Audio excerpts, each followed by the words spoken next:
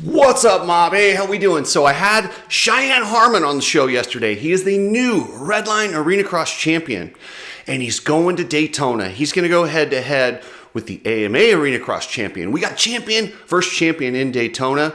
We talked about his season, his career, all the stuff that Cheyenne's been up to. Great interview, great guy. I'm working on a really cool story involving Feld, and I have a guy inside their organization giving me details on what it costs to put on events and all sorts of stuff. I have to be very careful with the information so I don't out my source, but I'm putting that together right now. And we've got huge news in the KTM bankruptcy debacle. So apparently BMW has a bid to buy KTM. This could be disastrous. They're going to move, if they do win the bid and they accept BMW's offer, they will close everything in Austria. They will move, design and, research and development out of Austria. They will move development out of Austria to India. They're going to lose so many jobs. It's going to be devastating. But I'll have a full breakdown of if that happened and where it goes from here with KTM. But that'll be tomorrow. Today, you guys got Cheyenne Harmon. We're still sending out Nano-Xtreme samples, so just email me your address at chriscookseymedia@gmail.com. Please do it in a concise form. Name, address, and email so I can just copy and paste it. I got thousands of these to get through, so if you do it that way, it just makes it easy on me. So thank you guys. Check out Coach Rob's YouTube channel. Man, his content is awesome. He's got everything over there. Ride Strapped. And we're trying to get Cheyenne Harmon to the Cooksey Cookout on Sunday, so we might have him and his crew there.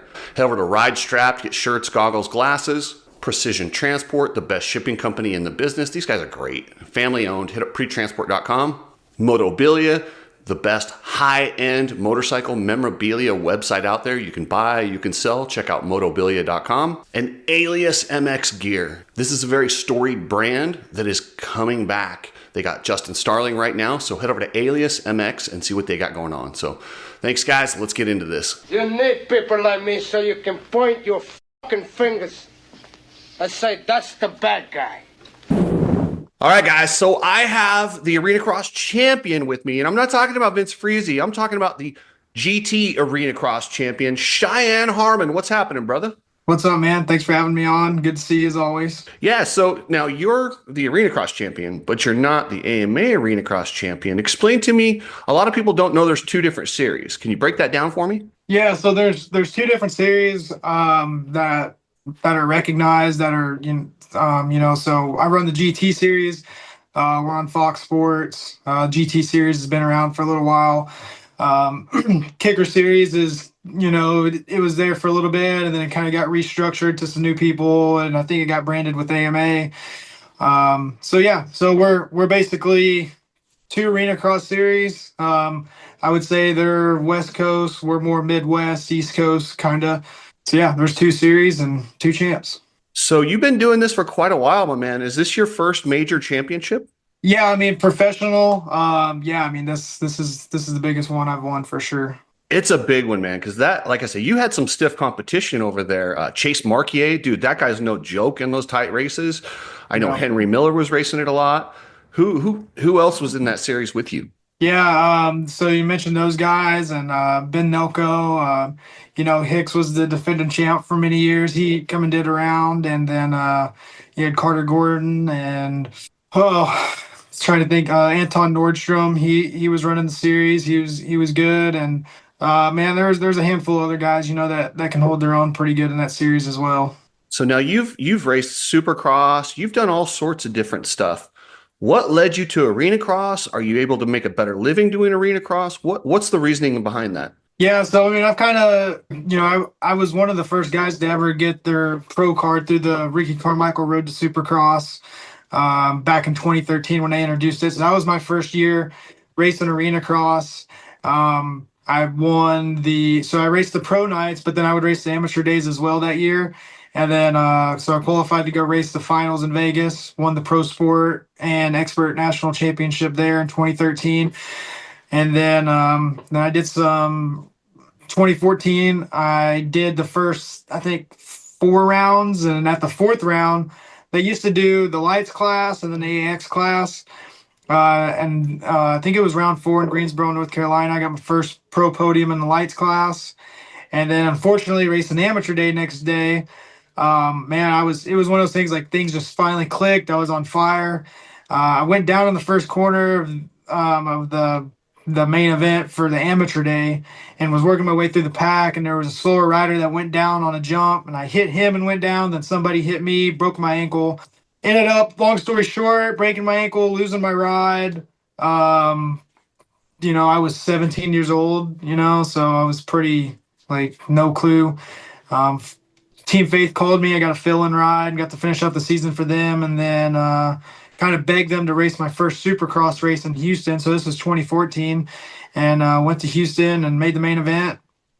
And so yeah, it's just kind of been, dude, my career's been crazy, man. I mean, I've been trying to figure this thing out, somewhat on my own since I was 16. Trying to just beg, borrow, and do, make money where I can to try and make it. A lot of people think that I've had this crazy amount of support or big money people behind me or parents or whatever, and I mean, it's I've just had to figure it out on my own.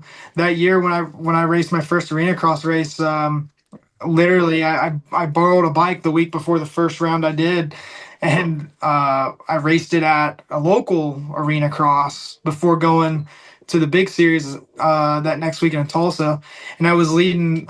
It was a heat race or main event, and it had Oldenburg in it, and Jesse Wentland at the time, and I think Zach Williams was there, and I was leading it. And then afterwards, on Monday, the people that loaned me the bike were like, "Hey, man, you can use the bike, get your pro points." And the bike was 3 years old. We pulled the clutch out. The clutch plates were actually in pieces. I mean, it was, dude, it's been a long road to even be where I'm at. I mean, there's many times I've wanted to give up. It's just, it's crazy. I'm very blessed to be in the position I am and have the sport that I do, and to be an Arenacross champion, man. I mean, I'm not one of these guys like Forkner or, the Cole Davies or anybody that's just like this hot shot out of the cannon. I mean, dude, I've had to really work to be where I'm at, and still not where I want to be, but man, I'm thankful to be where I'm at. It's crazy. A couple of years ago when we started talking, you were on the couch with a leg injury, and I think you were contemplating hanging it up. Am I right? No, I wasn't. I wasn't ready to quit at that time. But I mean, just dealing with injuries like that, man, it's tough, right? And especially I had a gnarly, got knocked out for 5 minutes and a pretty gnarly leg injury. So I mean, it was pretty tough time. So being a privateer, when you get hurt, I mean, this year you probably made pretty good money, I'm assuming, by winning the championship, and I think that series pays probably more than Supercross, right? Yeah, no, I definitely make more money racing Arenacross and Supercross by quite a bit. Long as I'm on the podium, which every weekend I'm pretty much on the podium unless something goes wrong.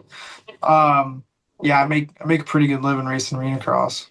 So what, like before, when you weren't racing Arenacross, you're struggling, did you ever have to work a job at the same time while still trying to keep the dream alive? And what do you do for health coverage? Yeah, so I mean, I've done, through the years. I mean, I've tried to race as much as I can. Hit money races during the off season, and just save up my money as best I can. I mean, there's been times in years past where I've had to go do side jobs and stuff, to make a little extra money. But for the last quite a few years, I've been able to to make enough money racing that I haven't had to work a real job.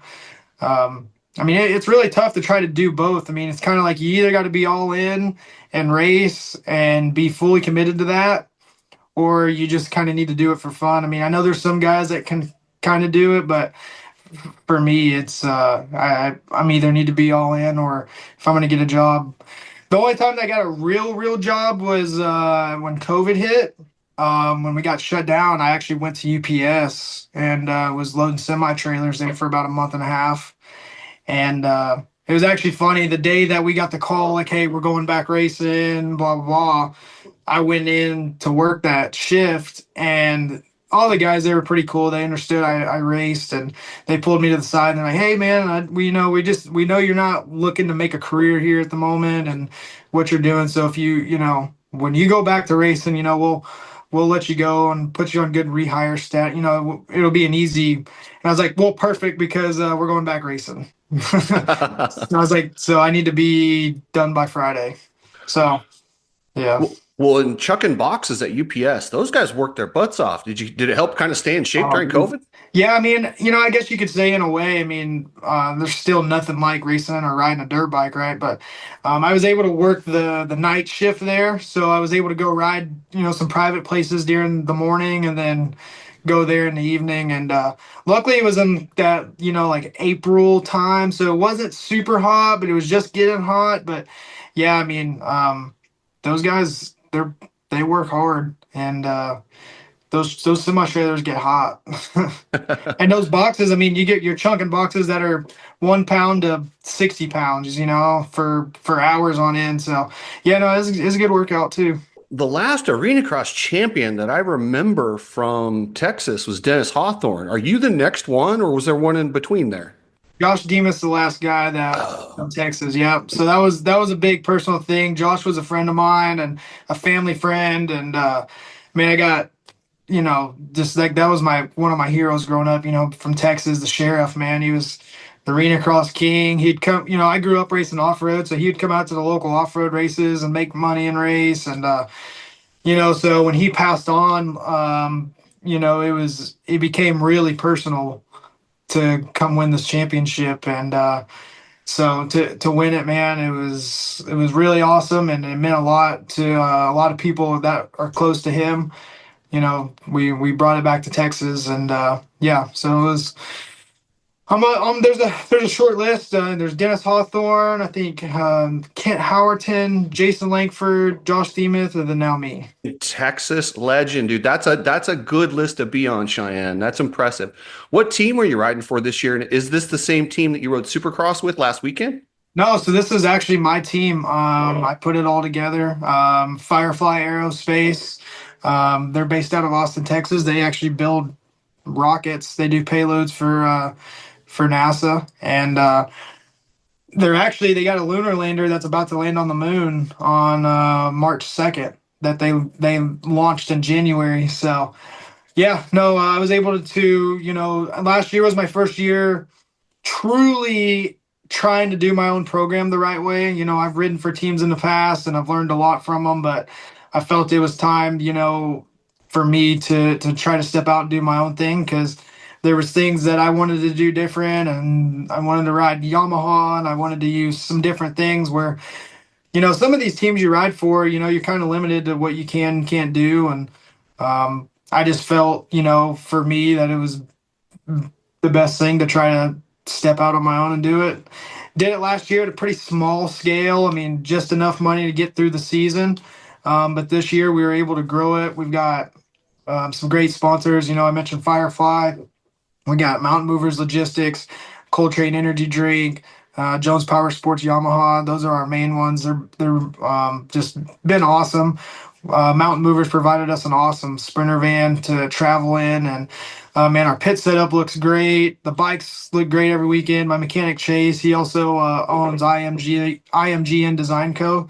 So he does all the graphic designing. And yeah, I mean, I think our stuff looks great. I mean, you mentioned you're like, well, what team are you on? Well, we look like a real team and we operate as a real team, but it's pretty much all me putting it together and trying to grow it into something. No, no, no. You're absolutely a real team. You're team owner, team rider, team everything. You're the 2-2 motorsports of the GT Arena Cross, man. Yeah, you could definitely say that. Man, I spent a lot, invested into going racing this year. When I knew I was going to run the series, I knew I was going there to win the championship. And it's a whole different ball game. It's like when you go race Supercross, like I know I'm not going to win the championship, but I'm there to do the best I can. But when you go to race to win a championship, it's like this whole list of odds that you wouldn't be against you are just all of a sudden against you. I mean, we went through the first round and it was just we had bike problems right off the get-go, and then went down, and our first night I think I finished like 10th or 13th, like catastrophic for me. Like yeah, I was like, well, there goes my hopes of a championship. And through the first 3 rounds, I mean, my bike almost caught on fire at the second round. There's a video on my YouTube you can see from Claremore, Oklahoma.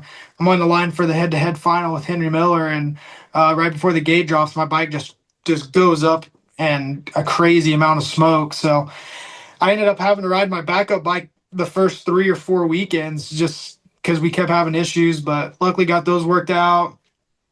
Had a little injury dealt with, and then the last 2 3 rounds I was just been dealing with the sickness. So it was a lot of adversity against us to win it, and but to be able to stick through it all, even when there was a few times I'm like, man, just let's slow it up and go home and call it like I'm over it. Luckily, my crew of guys around me were like, nope, you're here to win this thing, and it ain't gonna be easy. So we're gonna get it right and get your helmet on. Your job is not just a racer. You've really embraced this kind of, I also have to market myself as my own brand. I have to go out there. And I think a lot of racers miss that. They just go, oh, I just want to go fast, and then people will sponsor me. You have really embraced this. What can I do for these sponsors to make it pay off for them to help me, right? Yeah, absolutely. That's the biggest thing that I was even telling a younger guy today who messaged me wanting some advice. I was like, the biggest thing that everybody makes a mistake, and a lot of these guys that race, I mean, no offense, but some of them are just effing stupid. Like they're great riders, but they have no marketability. And if they can get that part down, they have so much more of a window. When you go to these companies and sponsors, you can't just go to them and say, hey, I race. What can you do for me? That's the biggest thing that I think a lot of guys, and even when I was younger, had the wrong. I was like, well, I'm a great rider and racer and I can get results. What you need to give me stuff. No, it doesn't work that way. I go to them, I present a package and I show them this is what we're doing. This is the ratings of the races we're doing. This is the amount of TV time I get. This is how many people. I show them what I can do for them. Then I go, in return, these are my options of what you can get out of it. And this is what I need, if you would be interested in any of these packages. And thankfully, I mean, that motto has been working, and was able to sell all my sponsors that I needed to for the year, and hopefully continue to grow this program. I'd like to. It would be cool to in the future to be able to have another rider under my program as well, where maybe when I'm done racing later on, you know, maybe I'm able to run my own race team, or even having the experience doing this will help me, somewhere in the future. I don't know what that looks like or where that lies, but I definitely want to grow my program, continue growing it. I want to continue to making my equipment better, and if I can bring on another rider and help them out, that would be awesome. Well, keep racing as long as you want, because you only have a short window to do that. And with your marketing skills and your ambition, trust me, you're not going to have a problem. A lot of guys have a tough time transitioning to the real world.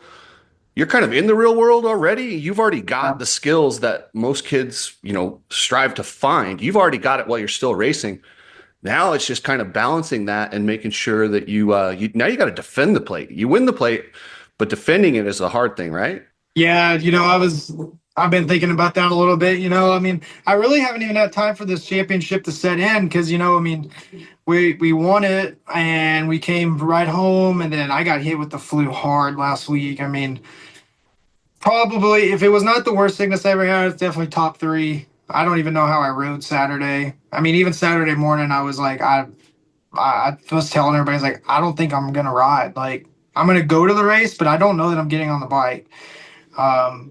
But yeah, I mean, then dealing with that sickness and then having to go race the home race, and had a lot of people come by and congratulate. That was cool. But I don't think till the full season's over. I think that's when it'll set in, when Salt Lake hits and we're done. I think that's when it'll be like, okay, it happened. You won it. So, but then it's time to start thinking about the next season and going back to defend it.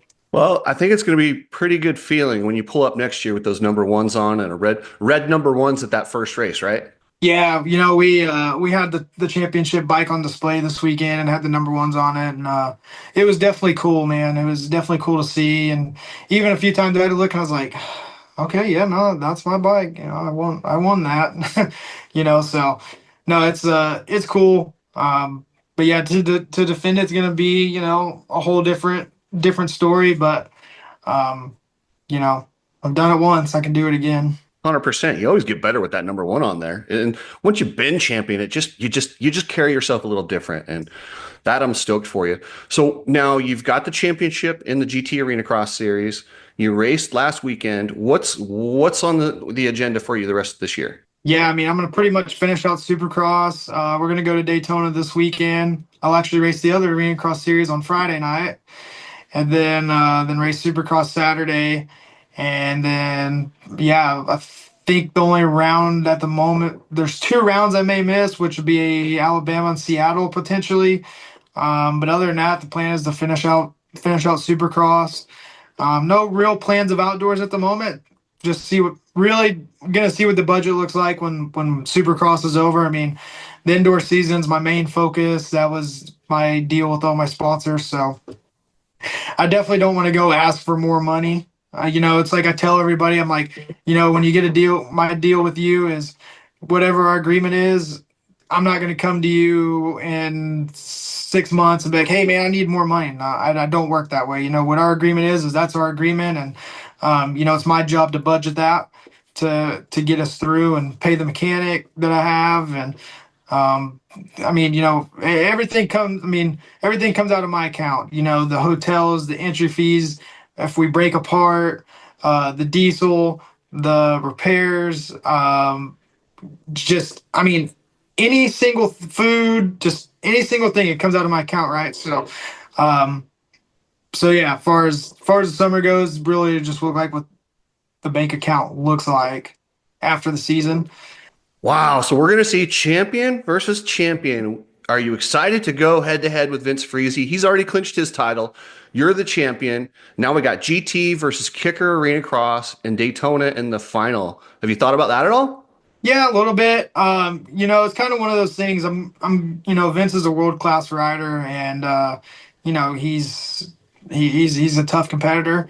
I'm going into his territory. I'm going into all these guys' territory, and I have no expectations. I just want to go race hard and do the best I can. And if we end up battling, I'll race him hard and clean, as I'm sure he will. But if it goes to that other level, he won't race you clean. He'll race you hard, and he'll do whatever he needs to, and he'll be happy. And he's a really nice guy off the track, but on the track, don't make any assumptions. He will take your front wheel off, and he doesn't and I'll do the same. I'm not afraid to get in there, rub bars. I've raced Arenacross for some years, and I earned my championship as well. But no, I have a ton of respect for Vince, and I have a ton of respect for all the guys that run the series. I mean, they're all great racers. I've raced against all of them in the past. So, yeah, I mean, it'll be fun. Like I said, I'm going to go out there and just run my race. Obviously, I want to be respectful of everybody, but also going to race hard. But we still have to line up and race the next day at Supercross. And so, I don't want to destroy a bike or anything like that. But, yeah, no, it'll be fun. I'm excited. Going to be practicing a lot of starts tomorrow, and hopefully put myself in some good spots for some good racing. So at the GT Arenacross, you have a 250 class and a 450 class, right? Nope, it's just open. Okay. Now in the open, are you riding a 250 or 450? No, I'm riding a 450, which I don't want to say that I started the 450 trend, but a lot of guys went to a 450 after I showed up last year to the first round on a 450. Last year, I did the first 3 rounds of Arenacross before Supercross started, and all I had was a 450. So I kind of went thinking I was going to be kind of an underdog with it. I'm like, man, I'm taking a 450 to this. I was like, I don't know how it's going to go. Ended up winning everything that weekend. Held the red plate in the series that I just won. Up until I left to go to Supercross last year. So, it was funny because then the next weekend, other guys started showing up on a 450. Then the next weekend, everybody was on a 450. So, the 450 is my bike of choice. My dad always told me, he was like, not what you ride, it's what you ride well. I ride the 450 well. I'm a little bit, bigger guy compared to guys that ride a 250. I mean, I'm 175, 180, so, and 6 foot tall. So 450 suits me a little bit better. I can throw it around pretty good. So yeah, that's my weapon of choice. Good call, because Brees is on. They're all on 450s. Brees kind of brought that in like you did last year. He showed up Yeah. on it. Everyone's like, okay, we got to be on 450s. So those guys are awesome. Like I said, they will ride you hard, and they won't get mad if you ride them hard. They respect it. That's one thing. Like Vince gets so much crap, but when people ride him hard, he doesn't complain. You know. Yeah. So Well, in our series, I mean, me and Marquier, Henry, and Ben Nelko, I mean, we all ran each other pretty hard. If you go back, I think it'll air this weekend, but well, there was actually one that already aired from Springfield, Missouri. But I mean, me and Marquier, I mean, we swapped a lot of paint in Springfield, but afterwards, we're all good.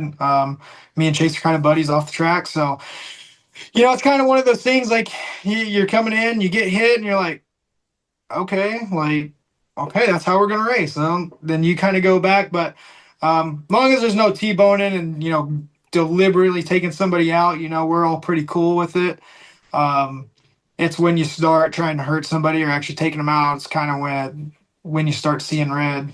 Those that fun part of it kind of goes out the window. it's racing. Tempers run hot. Occasionally, you No. guys will get mad, and then give it a week and you're good. In the Supercross, what are you riding? 250, 450? Weren't you riding 250 this weekend? Yeah, so I did 250 at San Diego, and then I did 250 this last weekend, but I'll be 450 class for the rest of the year now. Do you have expectations? Do you trying to get, because I know you got pretty close to a main last year, but I don't think you got one, right? Yeah, I was leading Detroit, and that's when me and Clayson kind of come together off the finish line, and that was a total accident. I know, man, I had so many hate messages after that, and I was like, if you actually watch the video, you see him coming out of the sand, and my front end pushes, and I didn't even know he was there, and we ended up hitting. I felt pretty bad about it. I'm glad he didn't get too hurt, but yeah, no, man, I feel like when I put like heavy expectations on myself, I end up not riding as well. So my goal is to really just go ride like me, go ride like I do at the practice track, have fun, execute my starts, and put myself in good spots. If I can do that, then I should be in those main events, and right there fighting for them. But yeah, I mean, like Daytona this weekend, my whole goal, is to go ride and have fun. I've always struggled on the little softer rutted tracks, so I'm actually kind of excited, to go and try and get better at them. So yeah, no expectations the rest of the year. Just go out and have fun, do the best I can. I've already got the heavy weight off my shoulders with that championship, so it's like now I can kind of just go race and have fun. Yeah, and I've always found with athletes in general, when you go and you set like, oh, I'm going to get third or I'm going to get in the main, you can't control what everyone else is doing, but you can control if you go out and ride to the best of your ability, and wherever that puts you is wherever that puts you. And if you can keep that mentality and not get caught up into measuring other people against them, I think it usually works out better. And I like that you have that attitude, dude. Yeah, I mean, in Arenacross, I definitely had the expectation attitude of wanting to win and be up there, and I mean, dude, even championship weekend, I went 2-3. I screwed up my start on the last main event, and I was just so mad. And I got third, and it was like my crew around me were like, "Dude, what are you mad about?" And I'm just like, "Dude, I had the opportunity to win this thing, and I effed it up." Like where maybe in the past, if I wasn't trying to go there to get a championship or whatever, that I would have been happy with the third. So yeah, no, the expectation thing can really change a lot of stuff. Awesome. Well, dude, it's been a pleasure talking to you. I know we were going to chat last week, but you've been sick. Are you healthy now? You think you're going to be okay for this weekend? Yeah, I'll be all right. I mean, I was able to today, actually not long before I got on, get an hour spin bike in. That was the first time I've got to exercise in like 2 or 3 weeks because even those last 2 rounds of Arenacross, I was really fighting some, respiratory cold stuff, and I thought I was over it, and then Tuesday morning it just hit me like a freight train. So I'm good enough. I was even thinking about that because even last week I was like, dude, I was like, if I ain't feeling better, like I ain't even going. But yeah, no, I feel good. I'm gonna ride tomorrow. So and then we'll start traveling on Wednesday. So we should be good. Are you, Feeling a lot better than I did last week, that's for sure. are you going to be there on Sunday? Yeah, so we will be there Sunday. We made the decision we're gonna actually stay in Florida for the week leading up to Indy, just because the weather's gonna be really good there. I don't know what it's gonna be here. Last week was some of the coldest it's been, and now it's in the 70s. We're just gonna stay in Florida, hang out there. So yeah, we'll be there Sunday. Okay, well, Sunday we're having a cookout. You're invited to come by, bring your mechanics, and we'll feed all you guys for free and hang out and have some fun. How about that, brother? All right, cool. Yeah, we'll definitely try to stop by. Thanks for having me on, man. I appreciate it. Always enjoy chatting with you, man. It's a good talk. I appreciate the content you put out, keeping it real with everyone. I know not everybody likes it, but some people just don't like the hard truth, right? Yeah, exactly. Well, hey, Grant Langston and Rick Johnson like it, so No, is I what mean it is.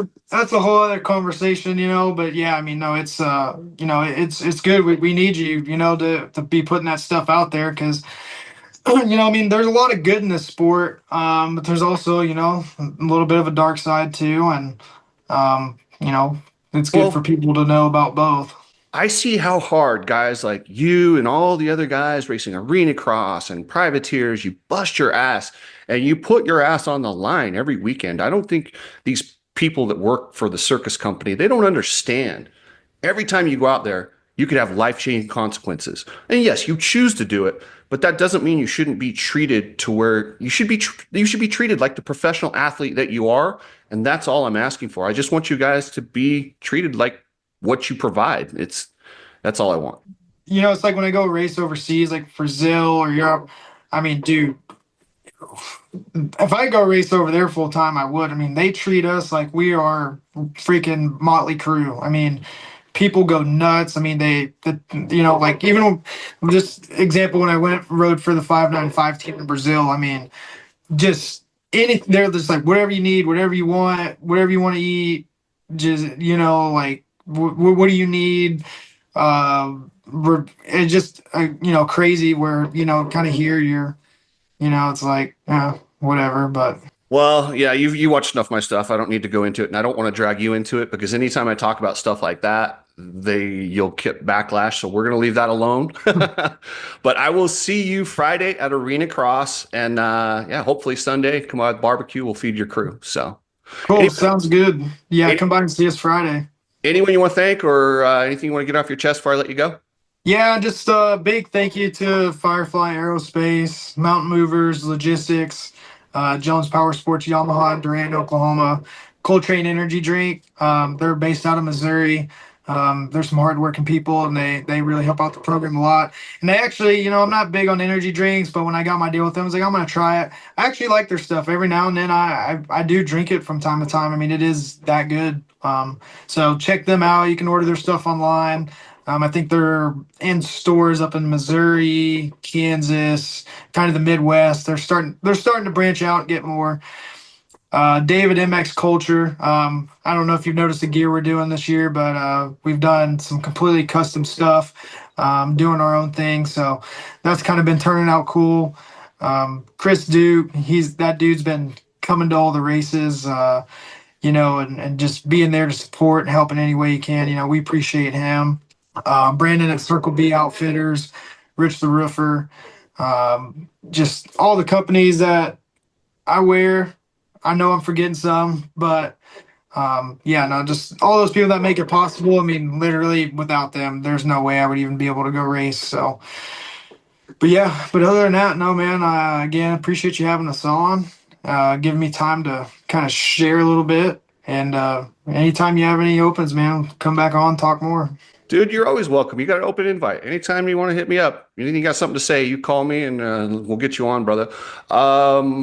Nano Extreme, I'm bringing you some. You got to try this stuff. You're probably going to be hurting after Friday night. Use it before Sunday or use it before Saturday. Give me an honest opinion. So, Yeah, there's a few times I've actually thought about that. I was like, dang, I wish I had some of that stuff for the next day.